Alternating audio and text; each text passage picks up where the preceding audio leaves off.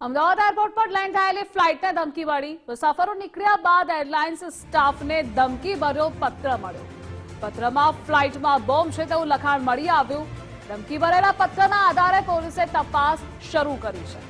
તપાસના અંતે કોઈ વાંધાજનક વસ્તુ ન મળી આવતા રાહત થઈ। જોકે એરપોર્ટ પોલીસે અજાણ્યા પેસેન્જર સામે ફરિયાદ નોંધી તપાસ હાથ ધરી છે।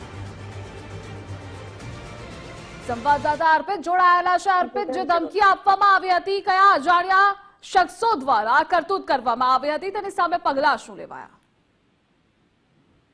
પોલીસને જાણકારી મળી, પોલીસે જાણકારીના આધારે તપાસ હાથ ધરી હતી। કેમ કે આ પ્રકારની જ્યારે સમાચાર અથવા તો મેસેજ મળતો હોય છે ત્યારે હાઈ સિક્યુરિટી ઝોનમાં એરપોર્ટ આવતું હોય છે અને યાત્રિકોની સુરક્ષાનો મામલો સૌથી મહત્વનો હોય છે, પ્રાયોરિટી હોય છે। એટલા માટે જ પોલીસ અને સ્થાનિક જે સુરક્ષા એજન્સીઓ છે એરપોર્ટ પર રહેલી એમને તપાસ કરી હતી। જોકે તપાસથી અંતે એ સામે આવ્યું કે જે લેટર મળ્યો હતો ધમકી ભર્યો એ લેટર પ્રમાણે કંઈ પણ વાંધાજનક વસ્તુ મળી ન હતી, જેથી રાહતનો શ્વાસ લીધો હતો।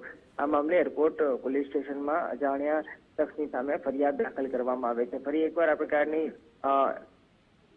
ફ્લાઇટને ઉડાવી દેવાની જે ધમકી છે એ ફોક સાબિત થઈ છે। ભૂતકાળમાં પણ અવારનવાર આ પ્રકારના ધમકીભર્યા મેલ, કોલ અથવા તો મેસેજ મળતા આવ્યા છે અને ફરી એકવાર આ પ્રકારનો મેસેજ મળ્યો, એ મેસેજ પણ ખોટો સાબિત થયો છે। એના કારણે હવે એરપોર્ટ તંત્ર અને સ્થાનિક પોલીસે રાહતનો શ્વાસ લીધો છે। જી અર્પિત, જોડાવા બદલ આભાર આપનો।